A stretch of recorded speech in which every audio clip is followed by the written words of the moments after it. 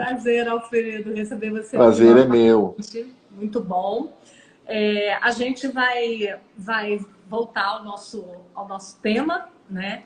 Que é como é que o movimento de esquerda quebra os 10 mandamentos, falando sobre o quarto mandamento, que é lembra-te do dia de sábado. Eu queria ler para introduzir, já mostrei para o pessoal o Catecismo Maior de Westminster, comentado, da editora Os Puritanos, e eu quero ler a pergunta 115, que é: qual é o quarto mandamento? Eu vou ler a pergunta 115 na página 374. Diz assim: o quarto mandamento é: lembra-te de santificar o dia de sábado.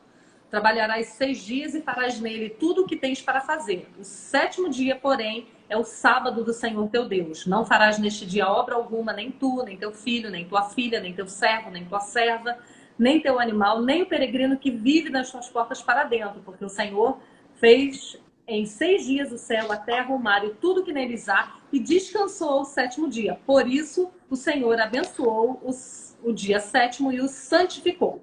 E aí eu queria emendar na pergunta 116, que pergunta o que se exige nesse mandamento. E ele fala uma coisa muito interessante, que eu acho que é um ponto que você vai tocar.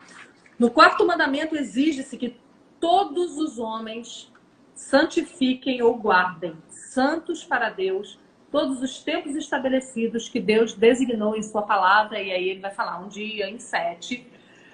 E ele vai, o comentarista desse que eu tenho aqui em mãos, na página 376, ele vai perguntar a quem se obriga esse mandamento da guarda do sábado, né? E ele diz que todos os homens, sem exceção, são obrigados a guardar esse mandamento. Então, é uma ideia que a gente tem, né, de que esse mandamento, ou qualquer outro mandamento, né, é para o crente, né, é para o povo de Deus. E aí ele vai, a própria pergunta vai dizer que não, e o comentarista vai dizer que não, que todos os homens, sem exceção, são obrigados a guardar o dia do Senhor. E aí, diz aí pra gente, como é que esse pensamento de esquerda vai atingir em cheio esse mandamento? É muito simples. Eu acredito que a esquerda ela vai quebrar esse mandamento frontalmente em 2 pontos, né? 2 pontos na posição da esquerda. O primeiro ponto você já trouxe. Você trouxe, inclusive, aqui o nosso símbolo de fé. Ou seja, eles quebram porque não guardam o domingo, né? Eles simplesmente veem o domingo como um dia qualquer, um dia de farra, um dia de, né, ir para o cinema, de beber, de se divertir, etc. Então, nesse ponto, eles estão quebrando. Só que tem um detalhe interessante, é que gente da direita também quebra o domingo, né? Conservadores quebram o domingo, liberais quebram o domingo, entende? Então, assim, se ele não tem uma percepção clara do significado desse dia, ele vai quebrar.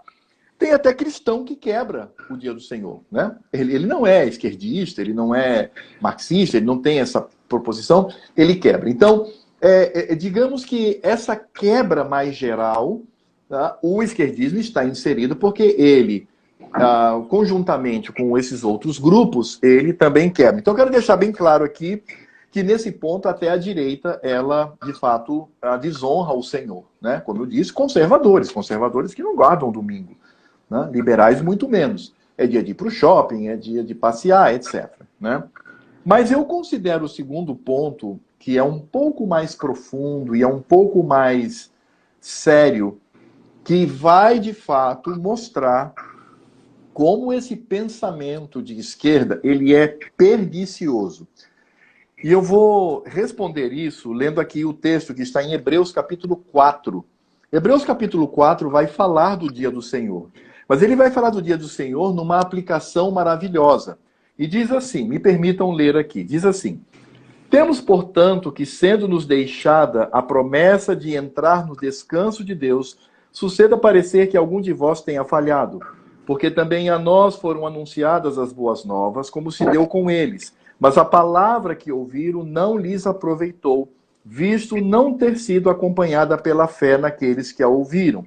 Nós, porém, que cremos, entramos no descanso conforme Deus tem dito.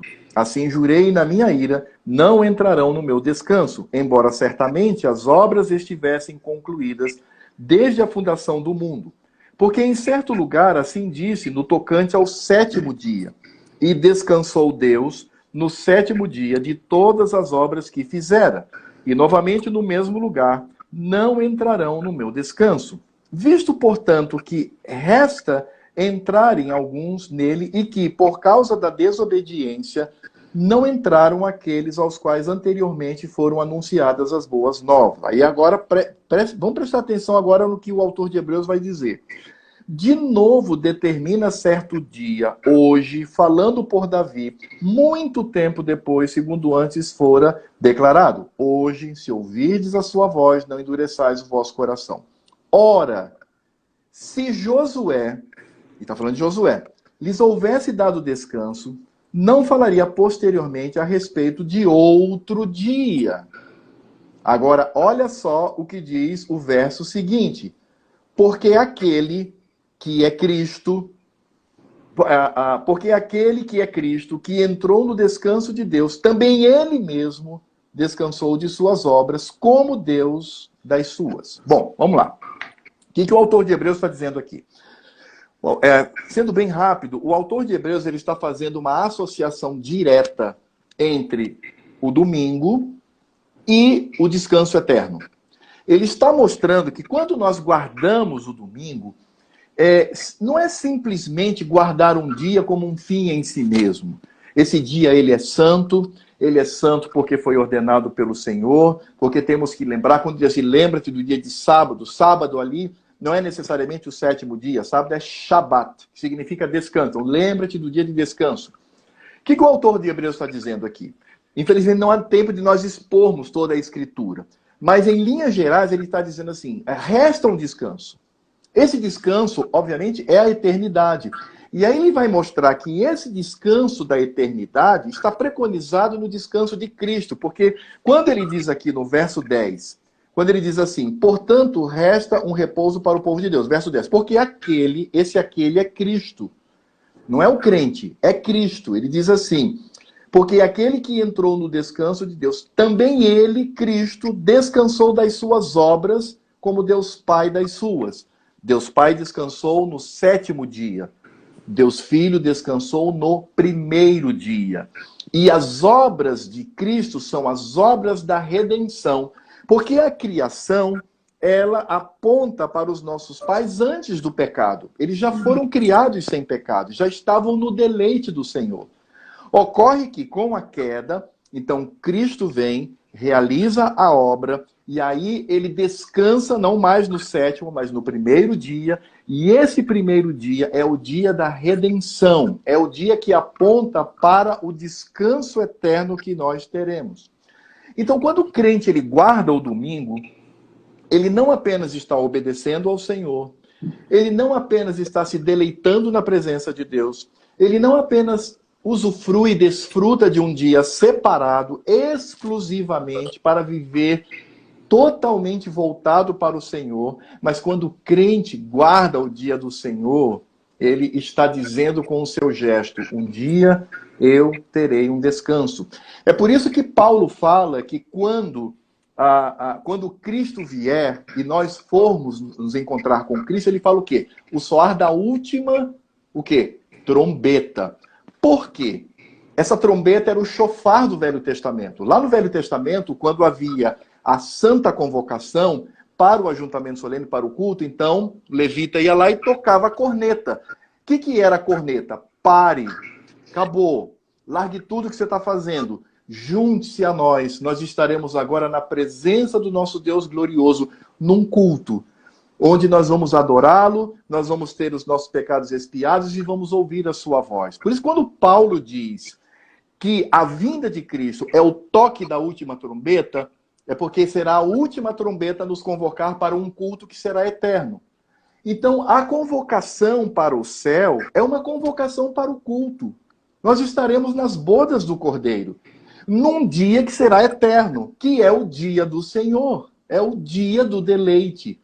Então, o que acontece? Nós temos um pedacinho, uma coisa pequenina desta glória, deste culto eterno. Nós temos isso no dia do Senhor. Então, quando o crente ele guarda o dia do Senhor, para além de obedecer às Escrituras, ter o deleite na presença do Senhor, poder estar em comunhão com os irmãos, cultuar, é que ele está apontando para algo que acontecerá no futuro, que é o Shabat eterno, onde estaremos num culto eterno glorificando ao Senhor. Bem, o que a esquerda faz com isto? É muito simples. A esquerda vai dizer o seguinte: esse negócio de eternidade, esse negócio de culto eterno, esse negócio de que você vai ter o seu deleite total na eternidade, vai dizer, isso é conversa fiada. Porque o deleite é aqui nessa terra. Nós não temos que guardar nada. Pelo contrário, nós temos que pegar armas, nós temos que lutar, nós temos que hostilizar as pessoas, porque nós temos que implantar a força esse dia aqui. E é exatamente o que eles fazem. Quando eles retiram, por uma ação mentirosa, sórdida, carnal e pecaminosa, quando eles tiram essa verdade inquestionável, essa verdade absoluta, de que os eleitos do Senhor ouvirão o soar da última trombeta, e esse anjo estará dizendo, venham remidos, venham eleitos, venham para a presença do Pai, em seu Filho Cristo, para cultuar ao Senhor Deus. Quando essa esquerda diz que isso é mentira, e que isso vai acontecer aqui na Terra, isso é uma tristeza. É por isso que uma pessoa que se diz crente, que fica defendendo pauta de esquerda, com políticas públicas, com revolução, com hostilização, com quebra-quebra, com grupos sociais, né, que expoliam, que roubam, e o crente diz, não, esse é o caminho, porque somente assim nós vamos alcançar esse momento de equidade, esse momento. Ele está afrontando o quarto mandamento. O quarto mandamento existe hoje, porque o autor de Hebreus fala isso. O quarto mandamento existe para nos lembrar. Todo crente deveria pensar isso. O crente não deve guardar o domingo só, estou sendo repetitivo, desculpa, é porque eu me empolgo com esse assunto. Mas o crente não deve só fazer porque é obediência, porque é um deleite para ele, porque ele está ali. Não.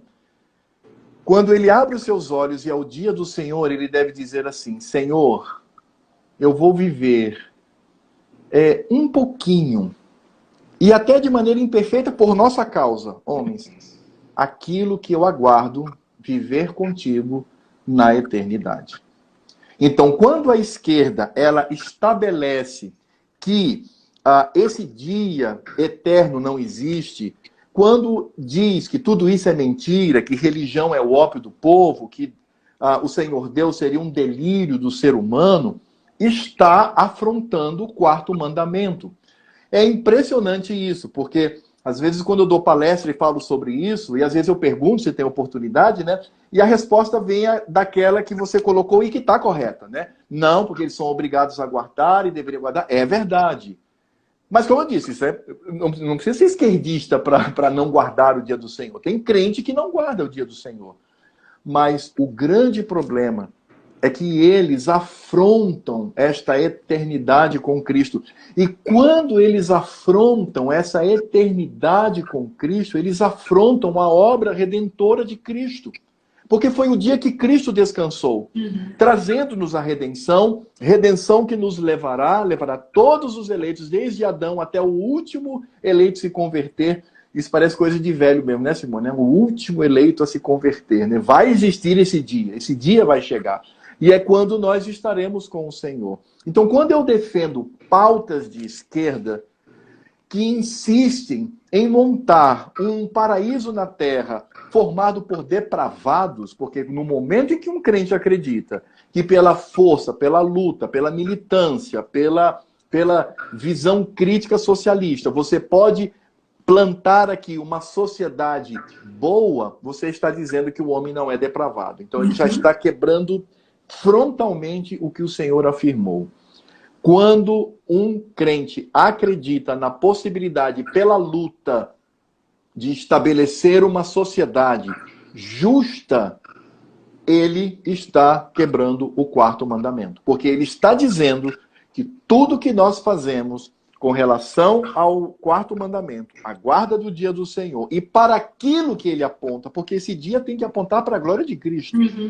Senão não faz nenhum sentido. Sim. Ele tem que apontar. E de que maneira ele aponta para a glória de Cristo? 1, foi o dia que o Senhor descansou. 2, por esta obra de redenção eu hei de ser levado para o dia eterno dele, na eternidade. Então, o pensamento de esquerda, insistindo em trazer o paraíso para a terra, quebra frontalmente o quarto mandamento. Muito bom, muito bom, muito bom. Bom, ok. Então, temos aí o fim da primeira tábua, né? Os 4 primeiros mandamentos que tratam do relacionamento de Deus com o homem. E você não vai comentar nada? Nem tenho que comentar. Nem tenho que comentar. Pode chorar. Muito bom, muito bom. Aí, terminando a primeira tábua, a gente vai entrar na segunda tábua, né? Que trata dos deveres do homem para com outros homens. Bom, tá, já que você falou para comentar, eu vou comentar. Aqui no Catecismo ele fala também, né, da obrigação que os governantes têm, que o Estado tem, né, em guardar e permitir que se guarde, né? Então, sim, num país, numa sociedade onde é o Estado que diz o que você pode e o que você não pode fazer, também na questão religiosa, né? Então, eles estarão quebrando esse mandamento também, né? E nos fazendo quebrar, né? Não permitindo que o povo de Deus se reúna no dia do Senhor, né? A gente está tendo uma provinha disso agora, né? A gente tá vivendo a gente vai falar agora pelo quinto mandamento, exatamente. Pronto. Aí, agora nós vamos entrar na segunda tábua. E eu queria ler para vocês o resumo dessa segunda tábua, aqui no Catecismo Maior, página 395, que diz assim. Aqui é a vontade de Deus expressa em nosso dever para com o próximo. Aí a pergunta 122 diz assim: qual é a síntese dos 6 mandamentos que abrangem os nossos deveres para com o homem? A síntese dos 6 mandamentos que abrangem os nossos deveres para com o homem é amar o próximo como a nós mesmos e fazer aos outros aquilo que gostaríamos que fizessem a nós. É a regra de ouro, né? Então essa é a síntese desses 6 próximos mandamentos, né? Então nós vamos ver como é que cada um deles é quebrado pelo pensamento de esquerda. Você quer fazer algum comentário antes da gente entrar no quinto, especificamente? Não. Tá correto. Beleza. Aí, quinto mandamento. Honra teu pai e tua mãe. Como é que nós vemos a quebra do mandamento? Seria bom também você dar uma introdução explicando, porque eu sei que tem muitas pessoas que ouvem a gente que não são reformados ou que não são presbiterianos e não estão muito acostumados com a linguagem que nós usamos, né, no catecismo, né, que explica muito bem para nós que quando fala em pai e mãe, não está falando apenas de pai e mãe. Sim. Vamos lá. Eu vou usar aqui... Aqui na pergunta 124 diz assim: o que significam as palavras pai e mãe no quinto mandamento, né, no nosso catecismo maior? As palavras pai e mãe no quinto mandamento abrangem não somente os próprios pais, mas também todos os superiores em idade e dons, e especialmente todos aqueles que, por ordenação de Deus, estão colocados sobre nós em autoridade, quer na família, quer na igreja, quer no Estado. O que é importante nós pensarmos aqui? Que esse quinto mandamento, ele não fala apenas na relação entre filhos e pais, mas ele fala na relação entre liderança e liderados. A gente precisa entender isso. Inclusive, o nosso catecismo, ele até fala no relacionamento entre iguais. Ele vai falar sobre isso, né? Você tem porque ele vai falar das obrigações de quem se submete, daquele que exerce liderança, mas também nós aqui, né, os iguais, como que nós devemos nos comportar. Eu diria que do quinto mandamento até o 10º, esse é o mais claro, mais fácil de entender quanto à quebra da esquerda com relação a esses mandamentos. O que acontece? O quinto mandamento fala de obediência, fala de submissão. A palavra no Novo Testamento, que é traduzido por obediência, significa ouvir, né? Acuo, né? Você ouve. Ou seja, fala de que nós devemos ter essa atitude, né? Filhos com os pais, ou os mais idosos, os líderes, etc. e tal. Qual é o exemplo disso? Qual é o exemplo para que nós sejamos obedientes aos nossos pais e às autoridades? O grande exemplo está aqui em Filipenses capítulo 2. É um texto bastante conhecido e que mostra qual deve ser a nossa referência para isso. Capítulo 2, a partir do verso 5. Tende em vós o mesmo sentimento que houve também em Cristo Jesus. Pois ele, subsistindo em forma de Deus, não julgou com usurpação o ser igual a Deus. Antes, a si mesmo se esvaziou, assumindo a forma de servo, tornando-se em semelhança de homens e reconhecido em figura humana. Verso 8 diz assim: a si mesmo se humilhou, tornando-se obediente até a morte e morte de cruz. Então, a obediência, a submissão, ela possui um padrão. Esse padrão é Cristo. Então, ser obediente, porque Cristo obedeceu. Paulo está dizendo aqui, com muita clareza, até morte e morte de cruz. No momento em que o próprio Cristo disse: Pai, se possível, passa de mim este cálice. E quando Cristo ora dessa forma, ele não está olhando necessariamente a morte na cruz e o sofrimento físico ou moral que iria sofrer, mas é porque na cruz ele iria viver um momento que jamais tinha vivido durante toda a eternidade, que é separar-se de Deus, separar-se do Pai. Você imagina que por toda a eternidade, nossa mente nem consegue captar isso, por toda a eternidade, pai e filho sempre viveram em comunhão. O filho se esvazia da sua glória, vem para essa terra, continua com o pai, sempre. Mas Cristo, ele sabia que na cruz o pai iria virar as costas para ele. Porque sobre ele seria lançado o seu pecado, Simone, e o meu pecado.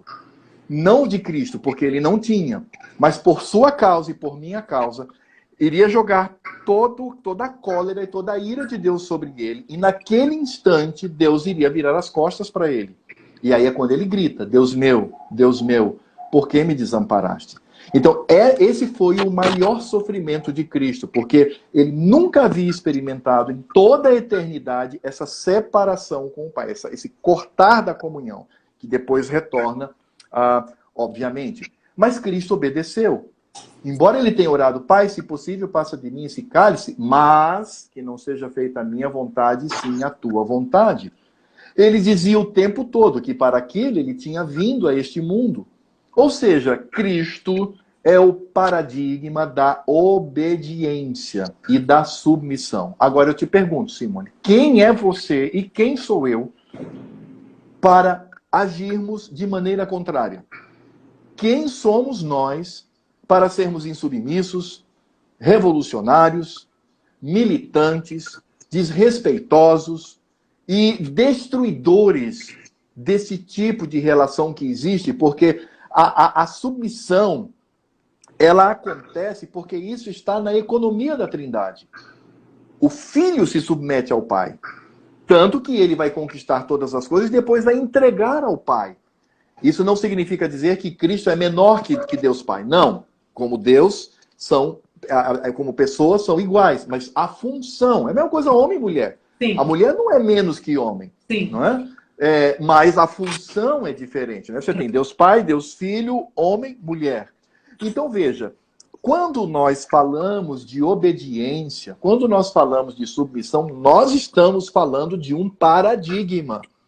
Por isso é que eu digo, a obediência e a submissão não é um fim em si mesmo. E ela não acontece por um comportamento bíblico somente. Né? Esse é o problema de pessoas que não conseguem ver Cristo na Escritura Sagrada. Mas não, obedeça porque Deus mandou. É verdade, Deus mandou, mas alto lá, não é só isso. É porque obedecendo e se submetendo, nós estaremos agindo de conformidade com o Senhor da nossa vida.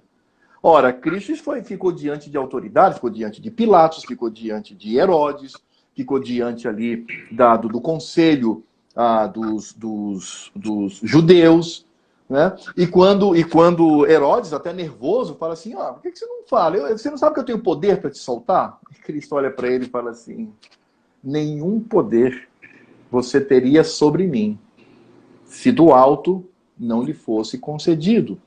Então veja, Cristo, ele estava ali submisso ao Pai. Ele não estava necessariamente submisso àquela autoridade como um fim em si mesmo. É isso que a gente precisa entender, porque eu quero desdobrar isso para a gente entender como é que o cristão, que eu vou falar também de desobediência civil aqui. Então veja, Cristo, ele está submisso àquela autoridade porque está submisso ao Senhor. Essa palavra de Cristo é muito clara. Tanto que em outros momentos, Cristo afronta a autoridade. Chama de sepulcro caiado, chama de víboras, chama de cobra, chama de filho do diabo, porque ali era o contraste entre aquela autoridade promíscua e a glória de Deus. Então veja, o primeiro ponto que a gente precisa entender em termos de submissão é que ser submisso para a glória de Deus é ser como Cristo, é imitar a Cristo, é ser como Ele é. E nós não podemos nos arrogar de agir de forma diferente. O que a esquerda fala, Simone? O que a esquerda fala com relação ao filho adolescente e os pais? O que a esquerda fala com relação aos alunos e o professor?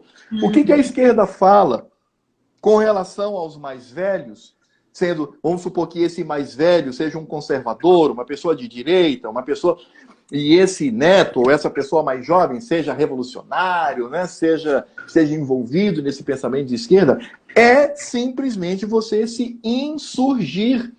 A esquerda, ela passa o tempo todo, ela não se cansa disso, de disseminar insurreição.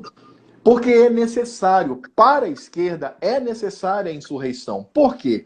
Porque a esquerda está baseada numa ideologia que não cabe na realidade, não se adequa, não tem como. É por isso que nenhum país socialista hoje deu certo, porque simplesmente não dá, porque é contra o estado de coisas entre os seres humanos. E aí veja, isso foi Oreb, né? Então, aí veja, né? Então a esquerda, para ela se consolidar, ela tem que pregar a insurreição e a insubmissão como um fim em si mesmo. Então você tem que ser rebelde. Rebeldia. E aí se celebra, né? Aquela rebeldia bonita dos jovens dos anos 60, a rebeldia hoje dos jovens, o estudante universitário. Estava lembrando disso agora. Com as mãos em punho, né? Antifa, e vai para o quebra-quebra e tal. Ora, o que é isso? Senão afrontar aquilo que a Escritura Sagrada fala. A rebeldia é se parecer com o diabo e a carne. Agora, a submissão é se parecer com Cristo. Agora, quais são as outras questões que nós precisamos entender? Bom, nós falamos daquele que se submete, mas esse mandamento, ele também diz respeito às autoridades. Eu sei que você sabe disso. Na pergunta 130 diz assim, quais são os pecados dos superiores? Então vamos começar a entender aqui de onde vem a desobediência civil que é justa. E eu quero antecipar dizendo o seguinte, Simone, toda desobediência civil ela é justa quando ela busca a glória de Cristo. Quando ela busca a glória de Deus. Bom? Ponto. Então vamos lá. Quais são os pecados dos superiores? Né? Quais são os pecados destes que exercem autoridade? Os pecados dos superiores são, além da negligência dos deveres que lhes são exigidos, a ambição desordenada, a busca desordenada da própria glória, do repouso, do proveito ou do prazer, mandar fazer coisas ilícitas ou fora do poder dos inferiores, aconselhar, afirmar ou favorecê-los naquilo que é mal, dissuadi-los, desanimá-los. Eu sei, minha amiga, que você anda bem desanimada por aí, viu? Ou reprová-los naquilo que é bom, corrigi-los indevidamente, expô-lo descuidadosamente ao dano, à tentação e ao perigo, provocá-los à ira, ou de qualquer modo, desonrem-se a si mesmos, ou diminuir a sua autoridade por um comportamento injusto, indiscreto, rigoroso ou negligente. Então veja, existe um contexto em que eu devo desobedecer às autoridades civis? Sim, eu já dei o exemplo de Cristo. Cristo, ele afrontou as autoridades, porque nós sabemos que o Sinédrio era uma autoridade política, não era uma autoridade meramente... Aliás, é porque a nossa cabeça hoje, moderna, né, faz essa separação promíscua de religião e o resto da realidade, né? Porque a religião está em tudo, até no coração do ateu. Mas o Sinédrio era um grupo de autoridades. O que Cristo fazia com aqueles fariseus espiãos que o seguiam a mando do Sinédrio? O Senhor Jesus mandava recado na lata. Vocês são sepulcro, vocês estão induzindo as pessoas ao erro. Vocês não glorificam ao Senhor, vocês são filhos do diabo. E olha que, nesse aspecto, o que nós percebemos aqui, sim, é uma desobediência civil no termo técnico do termo. Calvino, por exemplo, quando ele escreve as Institutas, ele tem um trecho fantástico quando ele diz o seguinte, ele vai dizer que existe a autoridade máxima, só para entendermos, né, que ele tipifica como rei, as autoridades intermediárias, né, que são aquelas autoridades que estão intermediando aí entre o povo e o rei e o povo. Calvino diz o seguinte, com todas as letras, essa autoridade intermediária, ela é responsável pela segurança e liberdade do povo contra o rei. Isso está nas Institutas. Tanto que Calvino diz o seguinte, quando essas autoridades intermediárias não cumprem o seu dever, elas pecam. Porque elas estão aí para isso. Não é? Porque você tem ali as pessoas, essas pessoas precisam ser protegidas na sua vida, nas suas liberdades, nas suas propriedades. E se você tem uma autoridade máxima que vai simplesmente achatar e quebrar, Calvino diz, opa, deve existir um anteparo. E esse anteparo é do Senhor Deus. A desobediência civil acontece quando a palavra de Deus ela é afrontada. Exemplos de desobediência civil. O governo determina, está proibido os cultos durante 3 meses. Eu vou lá e faço. Eu tenho que fazer. Porque não é o governador que manda, é o Senhor Deus. Ele manda para que façamos isso. Ou então, quando diz o seguinte, não, vocês agora... você vai lembrar, Simone, da narrativa. Vocês agora não vão adorar a Deus durante um bom tempo. Vocês vão adorar essa estátua aqui. Não. Toca as cornetas, tudo. Todo mundo obedece civilmente. 3 desobedecem civilmente. Então, sim, isso inclusive inclui guerra justa. Né? Existe a guerra justa em que é lícito o cristão, nossos símbolos de fé falam isso, onde é justo e lícito o cristão lutar numa guerra.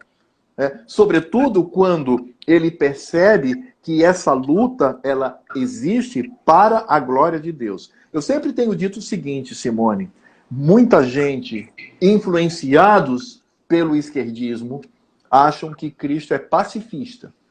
Cristo nunca foi pacifista e ele é contra isso.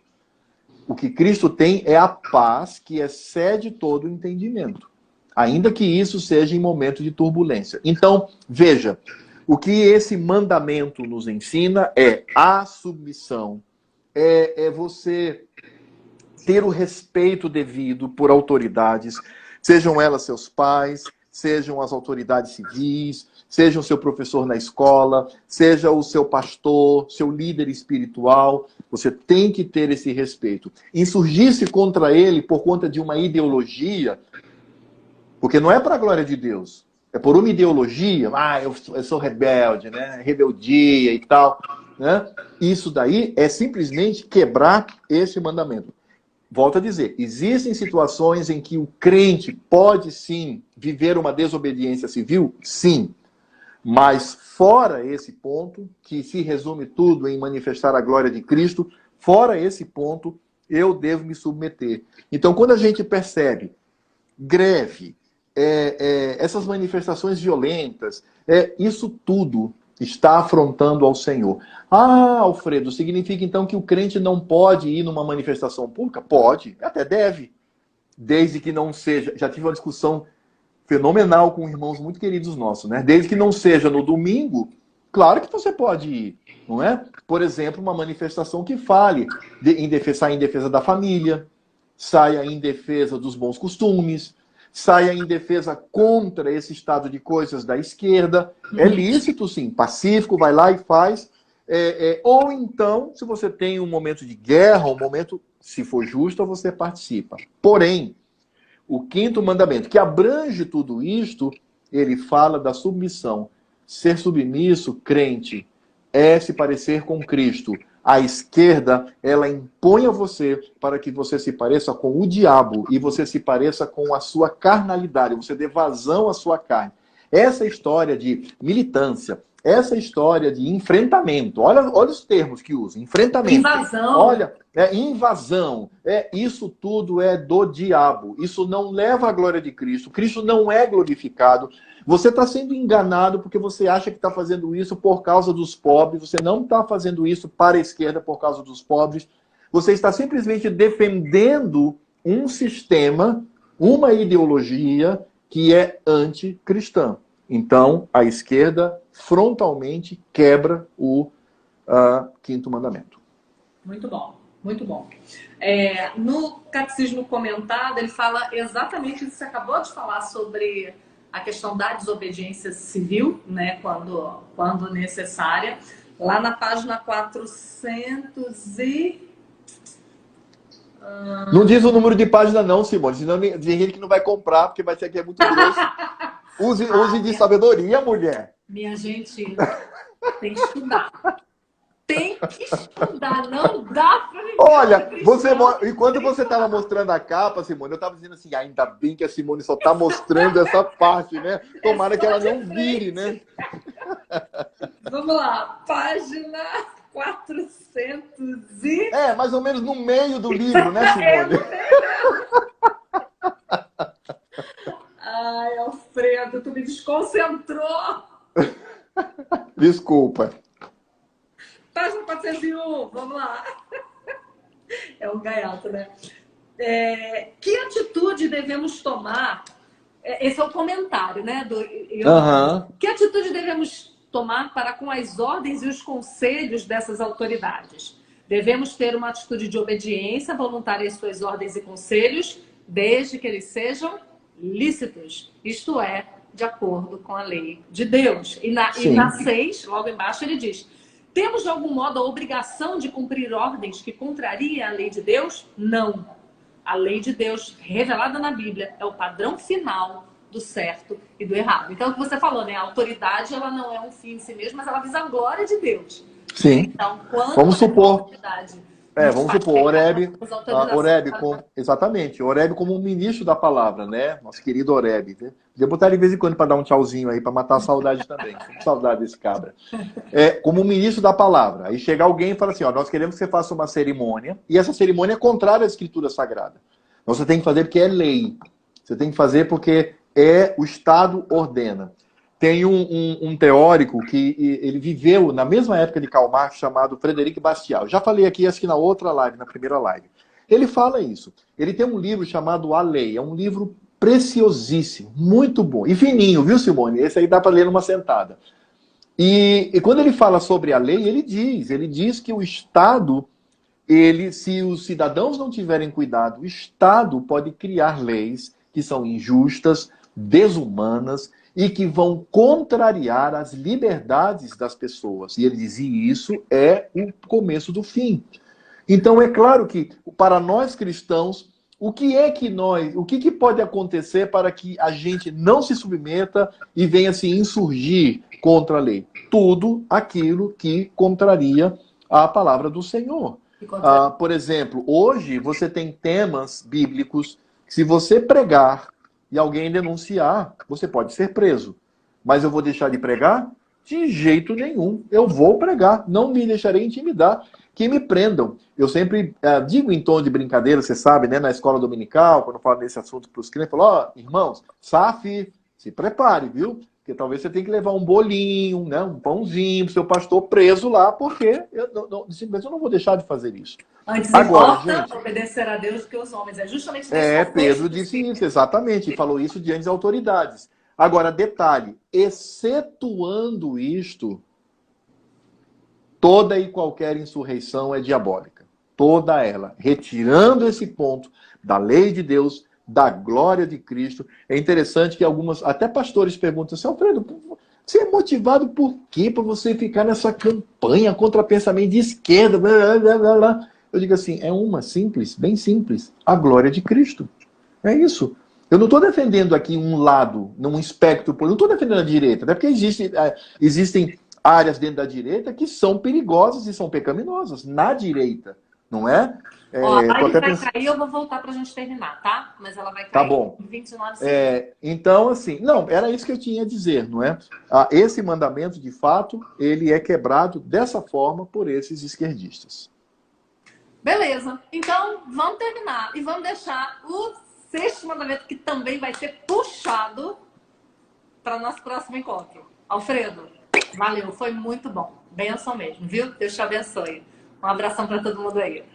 Tchau, Simone. Um abraço, querida.